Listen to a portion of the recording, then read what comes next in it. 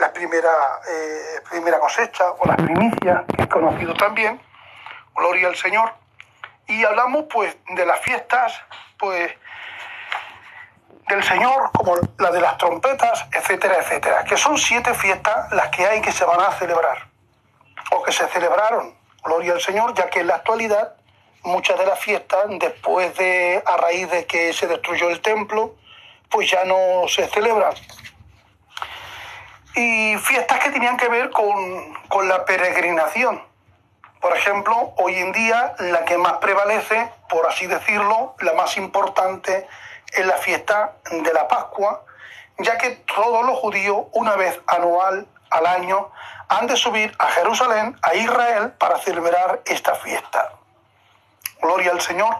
Bueno, tenemos que entenderlo no solamente desde la simbología, como una tipología que apunta a Cristo como el antitipo. Es decir, nosotros, a raíz de la luz del Nuevo Testamento, gracias a este Nuevo Testamento como palabra de Dios, tenemos el prisma, la visión amplia para poder ver y comprender que todo lo que había en el Antiguo Testamento era una sombra que había de venir y que se cumplía, gloria al Señor, en Jesucristo.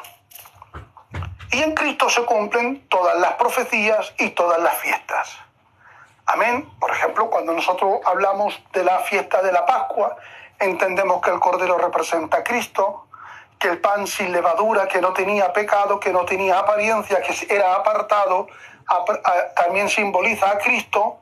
Cuando el ángel le dice a María, el santo ser que nacerá será llamado Hijo de Dios, quiere decir que apartó el pecado, la levadura, no heredó, la concupiscencia no heredó Jesús. Pero también tiene una connotación aplicativa para el cristiano individualmente. Como que nosotros también somos apartados del pecado y participamos de la naturaleza de Cristo Jesús mediante el Espíritu Santo. Cuando hablamos de la sangre que fue pintada en los dinteles, también es una tipología que apuntaba a Cristo como el auténtico Cordero. Ahora, tenemos que entender que en el tiempo intertestamentario, en el tiempo del Antiguo Testamento, como bien marca la Escritura, la celebración de la Pascua era muy distinta, gloria al Señor, era muy distinta a cómo la llega a celebrar Jesús con sus propios discípulos. Los discípulos están acostumbrados a celebrar el mismo ritual y ancestral de la misma manera, con pequeñas variantes, porque es inevitable, con el tiempo la cultura se va adaptando y depende de la región pues que vivan, aunque sean judíos, gloria al Señor, pues se van adaptando al ambiente donde están viviendo, a la cultura, y en cuanto a los elementos, en cuanto a la liturgia, pues pueden añadir o aludir a algún elemento que otro. Pero todos tenían la misma idea. Todos representaban no al Mesías para ellos, sino representaban a Israel.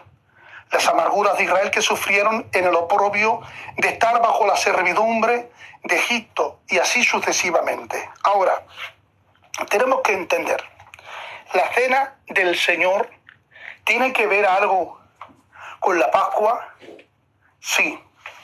Cuando el apóstol San Pablo instituye la cena del Señor, el pan y el vino, ¿tiene que ver con la Pascua? Sí. Entonces, nosotros no, como cristianos, que no somos descendientes ni tampoco somos judíos, no participamos de la Pascua tomando hierbas amargas, porque como todo eso apunta a Jesucristo, se cumplió en Cristo, gloria al Señor, nosotros no tenemos que cumplir con ciertos rituales que son específicos, culturales para Israel. Nosotros ahora, como dijo el Señor, cuánto he deseado participar de esta cena con ustedes antes de ser maltratado o ser crucificado o antes de padecer. Aunque dice antes de padecer, estaba aludiendo que Cristo esa misma noche tenía que padecer y tener que ser entregado. Ahora, cuando Él toma el pan, lo bendice, lo parte y lo reparte entre los discípulos, dice, este pan es mi cuerpo, que por vosotros es partido. Y ahora cuando toma la copa, dice, y esta copa es el nuevo pacto en mi sangre. Nunca dichas palabras se pronunciaron por ningún ser, hermanos queridos, religioso. No, porque solamente lo dijo Jesús y los discípulos se quedaron atónitos sin poder comprender verdaderamente qué es lo que estaba queriendo decir el Señor. Porque los discípulos son galileos, son judíos y están con el Señor y le dice, ¿dónde quiere que celebremos la Pascua? Cuando van a celebrar la Pascua, ellos lo van a hacer ritualmente conforme a su cultura, conforme a su costumbre, como un recordatorio de que los judíos estaban en Egipto, que fueron librados por Dios, que fueron guardados, que fueron cuidados, amén.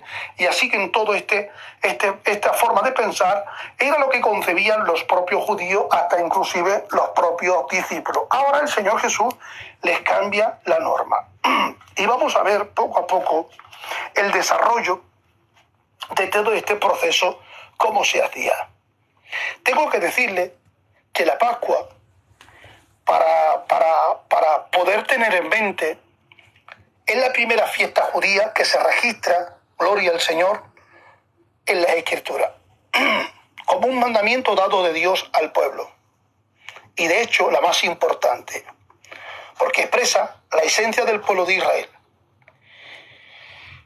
Y cuando el Señor le da este mandamiento a Moisés, ustedes conocen que cuando el pueblo sale de Egipto y cruzan el Mar Rojo y andan por el desierto y fueron conducidos hasta el monte Sinaí, donde allí se les dan los mandamientos. Y estos mandamientos se constituyen por 613 preceptos. Hay preceptos, hay estatutos y hay decretos. Y luego vamos a analizar a la luz de la Escritura qué es un precepto, qué es un estatuto y qué es un decreto. Aunque aún no había ley, en este mandamiento dado por Dios a Moisés es, hermanos queridos, un precepto. Un precepto porque el precepto significa cumplir con un mandamiento de Dios, pero en el cumplir del mandamiento de Dios conlleva un proceso, y en este proceso es un trajín de coger el cordero, de examinarlo, de matarlo, sacrificarlo, limpiarlo, sacar la sangre, etcétera, elaborar el pan sin levadura, hierbas amargas, y todo este trajín, gloria al Señor, todo este proceso es un proceso de estar cumpliendo con el mandamiento del Señor, que se le llama, gloria al Señor, un precepto, que luego se va a revelar, gloria al Señor, a la luz de las Escrituras. Así que tenemos que entender que la fiesta se celebra por los judíos y nosotros tenemos que entender esto, y para ello tenemos que sumergirnos en cuanto a lo que es la tradición judía. ¿Para qué? Para que nosotros podamos visualizar, gloria al Señor, cómo se celebró Jesús esta fiesta. Cuando en el libro del Éxodo se nos relata en el capítulo 11 y capítulo 12, y se narra allí, gloria al Señor, en cómo los israelitas llevaban a cabo la primera Pascua, pero que a lo largo del tiempo se pueden apreciar una transformación de los ritos y también de las liturgias, gloria al Señor. Por ello, vamos a intentar observar cómo se llegó a celebrar la fiesta en Jesús y cómo trajo así el cambio radical dentro del Nuevo Testamento. El libro de Mateo dice lo siguiente. Vamos ahí al libro de Mateo, al capítulo 26 y verso 17. Gloria al Señor. El primer día de la fiesta de los panes sin levadura, vinieron los discípulos a Jesús y le dijeron, ¿dónde quieres que preparemos para que comas la Pascua? No extraño que aún Jesús celebrara la Pascua con los discípulos en el barrio de los Esenios, lugar donde Jesús se cree está el aposento alto el día de hoy. Aunque en una nueva estructura sabemos que fue allí la celebración porque los esenios no permitían mujeres en su comunidad. Además, para ello era indigno para un varón judío llevar agua de cántaro, a menos que se tratara de un esenio. Gloria al Señor. Y así que, si vemos a este hombre que cargaba con un cántaro de agua, gloria al Señor, era algo que solo se veía en el barrio de los esenios, ya que en ese barrio estos judíos esenios aislados de la vida rudimentaria y ordinaria vivían apartados, gloria al Señor, cerca del Qumran, y vivían esperando al Mesías y dependiendo solamente de la Torá, del Pentateuco. Y entonces todas las labores domésticas, religiosas, las realizaban entre los hombres.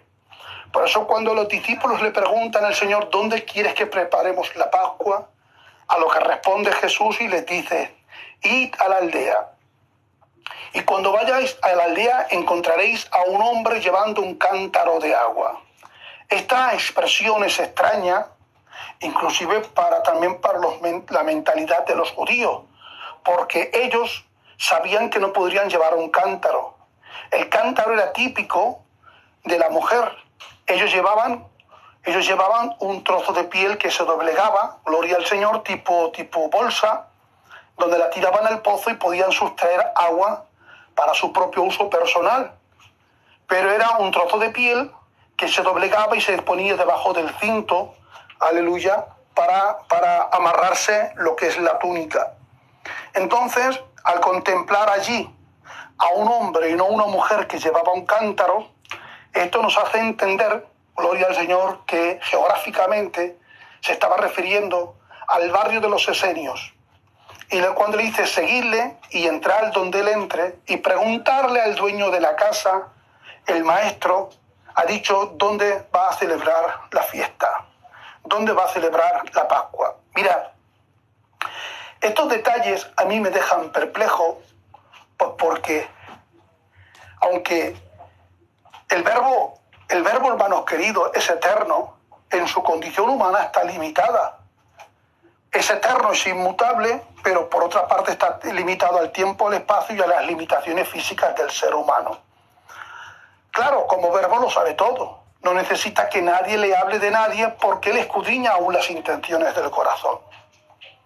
Y aquí me deja maravillado una vez más porque nuestro Dios, nuestro Señor Jesús, le dice a los discípulos, encontraréis a un hombre andando y llevando una tinaja de agua. Seguidle y donde él entre habrá allí un padre de familia que ya habrá preparado un lugar para nosotros. Los discípulos obedecieron, pero se sorprenderían, como me sorprendí yo, gloria al Señor, porque ellos en ningún momento hicieron un trato ni con el esenio, ni tampoco con ese personaje de tener una casa, un hospedaje para Jesús y sus discípulos. No aparece el nombre, gloria al Señor, es anónimo.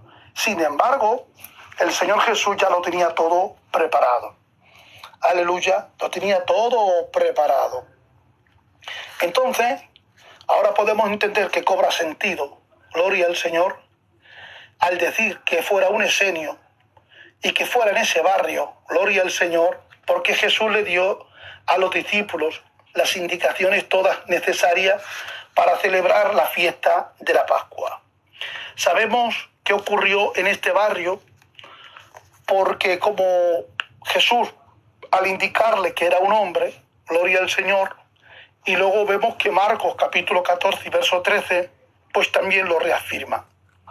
El día de hoy se pueden encontrar en este barrio varios puntos importantes, como por ejemplo la puerta de Sión, el monte de David, la tumba de David, el aposento alto y unos árboles que son llamados los árboles de Judas. ¿Por qué? Porque se cree que de uno de estos árboles se ahorcó Judas. Así que, bueno, pues antes de continuar vamos a considerar dos pasajes que serán de ayuda tanto para usted como para mí. Le dicen, ¿dónde quiere que preparemos para que comas la Pascua? Gloria al Señor. Y sabéis que dentro de 2 días se celebra la Pascua y el Hijo del Hombre será entregado para ser crucificado.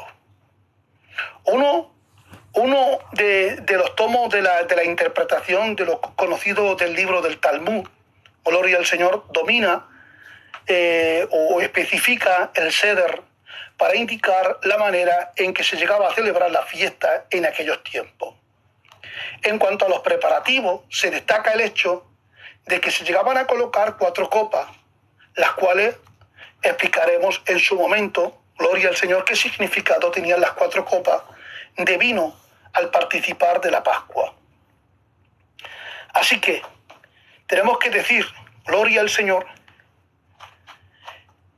que a la hora de celebrar la fiesta de la Pascua, había miles y miles de judíos que llegaban a Jerusalén para poder celebrar esta Pascua, ya que entre todas las fiestas que se llegaban a celebrar, bajo su cultura, era la fiesta más importante y predominante para ellos. Así que vamos a dar vuelta a la imaginación, y vamos a entender que miles de personas viajan a una ciudad, aleluya, y vienen de todas partes, de Europa y fuera de Europa, y vienen a emigrar a su país, a Israel, para celebrar la fiesta de la Pascua.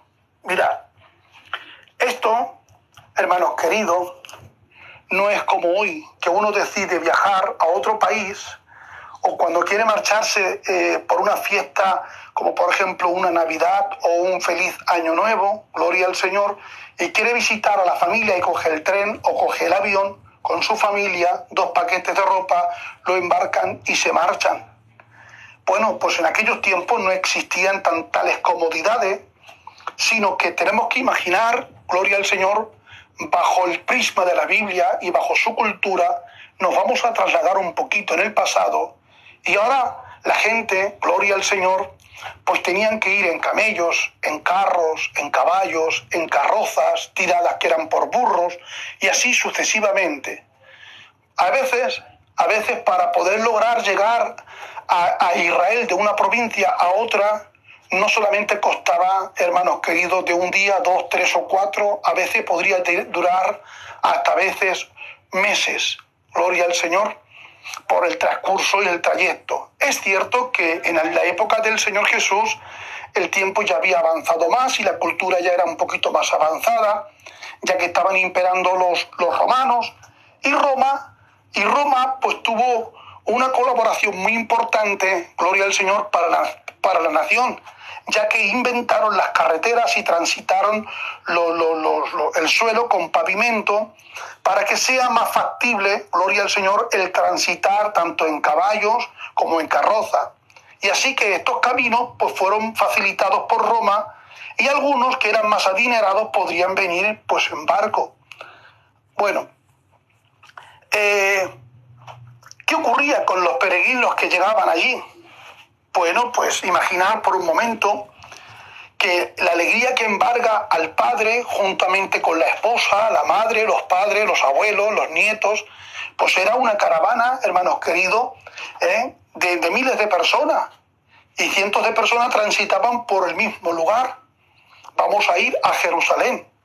¡Qué alegría! Vamos a enseñarle también a nuestros hijos la importancia de celebrar la fiesta de la Pascua, de cómo tenemos que sacrificar un cordero, gloria al Señor, para la expiación de nuestros pecados, y como recordatorio, mejor dicho, como recordatorio de lo que somos nosotros hoy en día, gracias a que Dios quiso libertar a nuestros ascendientes, a nuestros padres, a nuestros abuelos, a nuestra nación cuando estaban en Egipto. Y estos hijos iban aprendiendo esta cultura, y esto era maravilloso. Pero ¿qué ocurre? Ante esta festividad y a este momento tan espectacular de amotinación de gente, pues siempre también se aprovechaban los malvados, los ladrones y los asesinos para asaltar a los peregrinos en el desierto, gloria al Señor, o en el camino, ya que venían con muchas propiedades económicas, con especias, con muchos animales para el sacrificio, y también con dinero suficiente para poder hospedarse quizá un día, 2, 3, hasta inclusive una semana, porque ya aprovechaban para quedarse con los parientes y la familia, y los niños pudieran aprender un poquito más de su cultura. Muchos eran atracados, gloria al Señor, eran sufrían el robo de esta gente mala, y esto muchas veces conllevaba a que muchos eran asesinados sin piedad. Y muchos morían, no solamente hombres, sino que también morían animales. Bueno, ¿qué ocurre? Que los que venían detrás o que venían al cabo de los 2 o 3 días, pues tenían un dilema, porque se podían encontrar con una persona humana fallecida junto al camino o con el cadáver quizás de un animal. Y como voy a entrar a Jerusalén, la ciudad santa, ahora tengo un dilema, porque posiblemente con el descuido de llevar la carroza, que era tirada por caballos, por camellos o por burros, pues podríamos tropezar y si caemos accidentalmente ante este cadáver, quedamos inmundos, no solamente para entrar en el templo, sino que no podemos entrar ni siquiera en la propia ciudad. Bueno, resulta que habían cuevas también y muchos se escondían allí por miedo a ser ultrajados y sufrir la pérdida del robo o inclusivemente pues la muerte. El problema es que muchas veces cuando se escondían en las cuevas, al estar oscuro y no tener una visión tan clara, chocabas allí, había quizás los huesos de un cadáver, ya sea humano, sea un animal, y también quedabas impuro. Y esto era un dilema, porque entonces, ¿qué ocurre? Para entrar en Jerusalén, en la misma ciudad, en la entrada había unos bautisterios conocidos como el mikvah, ¿vale?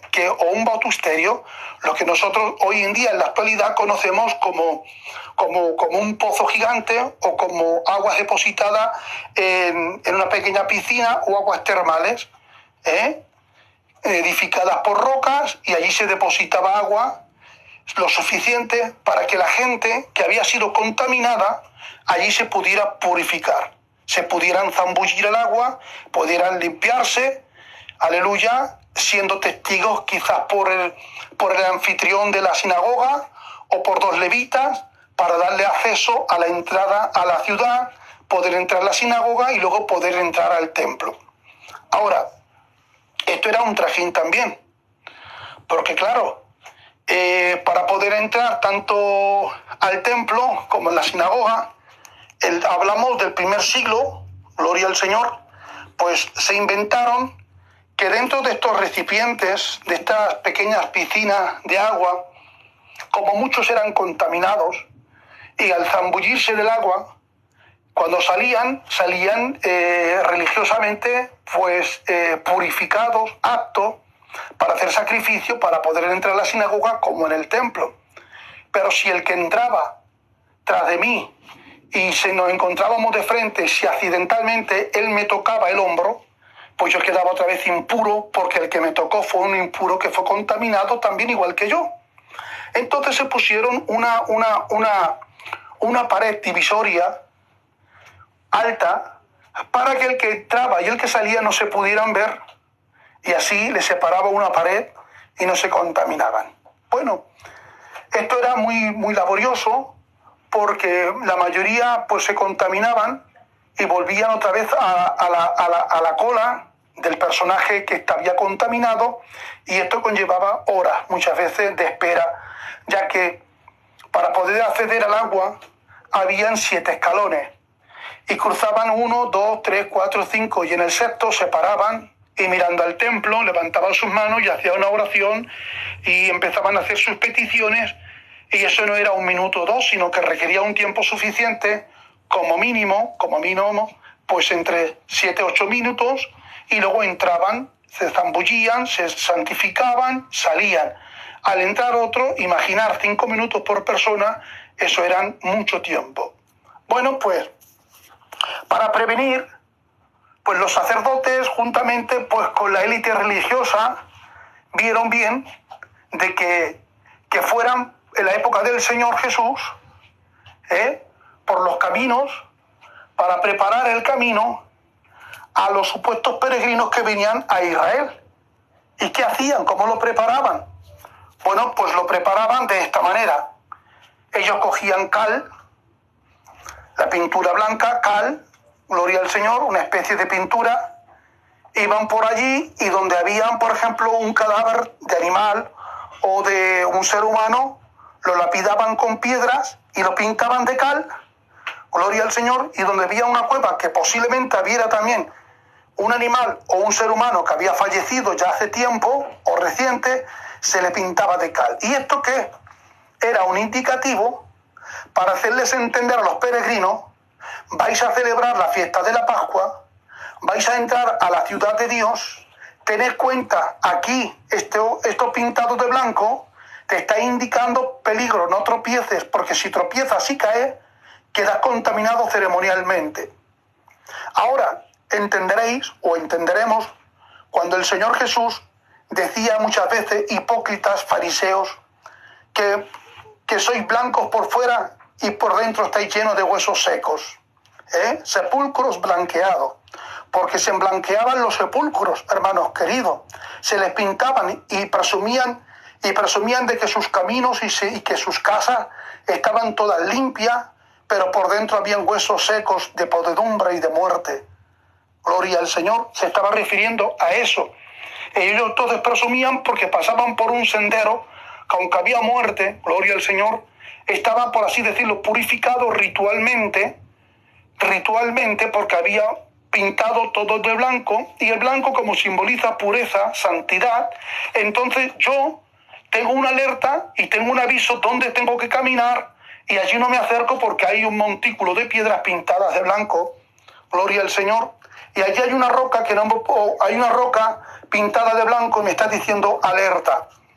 Y aquí hay una cueva que, aunque está lloviendo o hace mal tiempo, me está indicando que hay una mancha blanca muy grande y me está diciendo que no me puedo refugiar porque allí hay inmundicia. Amén. Y bueno, y este pues era la costumbre y la tradición de ellos. Ahora, cuando llegaban pues ya a sus aposentos, la gente tenía que hospedarse. Y había muchas formas de indicar los dueños, los residentes de Israel, a los peregrinos, de que podían entrar en su posada, conocido hoy como un hotel, como una casa, cuando queremos hospedar a un pariente. Habían dos maneras de decirlo sin llegar a decírselo verbalmente o personalmente. Era una ley de hospedar, era un mandamiento del Señor. Y en esto, bueno, pues es maravilloso. Entonces ellos, mira, habían una que era muy remota, que se ponía un candelero de luz y se colgaba sobre el porche, lo que es la puerta de casa, y el que venía, al ver la luz encendida, le estaba indicando: aún se me permite que me pueda hospedar porque hay lugar suficiente para poder pasar la noche, a fin de que mañana por la mañana yo pueda hacer mi ritual del sacrificio, y celebrar la fiesta de la Pascua. A veces se utilizaba que en la misma puerta se colocaba, gloria al Señor, como un lienzo, un trapo blanco, y se le manchaba todo de sangre, y le estaba diciendo: aquí tenéis la vida asegurada. Como un recordatorio de que, como cuando nuestros padres estaban en Egipto y fueron guardados por la sangre del Cordero, aquí también no tendréis peligro, podéis pasar la noche y no sufriréis daños, ni robo, ni ultrajo tampoco. Sois nuestros hermanos y podéis estar aquí, os daremos alimento, seguridad y descanso. Esta era la manera tradicionalmente de Israel al decirle a sus hermanos que pudieran pasar. Y esto, pues claro, no era simplemente un mero hecho de invitación. Esto conllevaba de que si el que iba a ser hospedado venía con la familia y venía con un ganado de animales, tenían que darle lugar también para que esos animales estuvieran guardados y protegidos. Ahora entendemos, gloria al Señor, que María y José, María ha llegado el momento de dar a luz, porque está embarazada, está concibiendo a Jesús, gloria al Señor, y están buscando una posada para ser admitido, que se le pueda recibir, para que ella pueda dar a luz. Ahora entendemos que en Israel están todas las puertas cerradas, y muchas veces nosotros, por falta de conocimiento y de luz, de no entender la cultura, Hemos dicho que Jesús fue rechazado, que José fue rechazado y que María fue rechazado, y no es así. No es así, no hubieron malas intenciones de los dueños de ciertos hogares o de posadas, simplemente que estaban ocupadas, gloria al Señor, estaban ocupadas por los peregrinos, miles y cientos de peregrinos que habían venido de otras provincias, a tal punto que alrededor del templo, el lugar más santo para ello, pues resulta que habían como una especie de tienda campañas, porque como no había posada suficiente, ya venían ellos equipados con ciertos artilugios para poder pasar la noche allí, y se contrataban a un personaje que vigilara no solamente a la gente que estaba durmiendo, sino también a los rebaños. Y muchas veces pues venía el enemigo, porque el que vigilaba se quedaba durmiendo y bueno, pues hacía estragos, robos y matanza. Ahora ya podemos entender, hermanos queridos, que a Jesús o a José y María no se les rechazaron porque tuvieran malas ideas, sino simplemente porque no había lugar. Bueno, esta es la introducción, gloria al Señor, al tema de la Pascua. He creído conveniente especificar un poquito la parte cultural y la historia antes de ubicarnos, ¿vale?, en la fiesta de la Pascua, cuando Jesús cena con los discípulos. Era necesario entender este trasfondo, entender un poquito cómo era el movimiento y el trajín, gloria al Señor, para luego poder ubicarnos en Jesús juntamente con los discípulos cuando se sienta, parte el pan y empieza a comer pues del pan y del vino. Así que vamos a dejarlo así. Esta es la introducción, la primera grabación. Un abrazo, que Dios os bendiga, de parte de vuestro hermano Chato, siervo del Señor.